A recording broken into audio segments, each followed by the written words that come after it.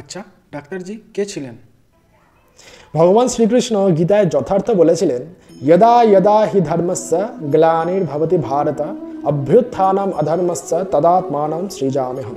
তেমনি হিন্দু সমাজ ও সংগঠনের জন্য জীবনরূপী সূর্যরূপে আবির্ভূত হলেন সকলের ভীষণ আদরের আদ্য সরসঙ্গচালক প্রাতঃস্মরণীয় ডাক্তার কেশব বলিরাম হেডগেবারজি। কি ভয়াবহ পরিস্থিতি তখন ভারতবর্ষে! সমগ্র হিন্দু সমাজ তখন হীনমন্যতা এবং আত্মবিশ্বাসহীনতা নিয়ে অপরাধীর মতো শুধু টিকে রয়েছে।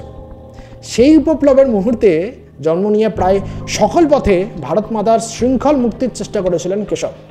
সশস্ত্র বিপ্লব হোক কিংবা বাল গঙ্গাধর তিলকের নেতৃত্বে কংগ্রেসে আন্দোলন, সবকিছুর মধ্যেই সংকল্প একটি, দেশ মাতৃকার মুক্তি। এই দেশ তপস্যাকে আমরা কতটাই বা চিনি, কতটাই বা জানি?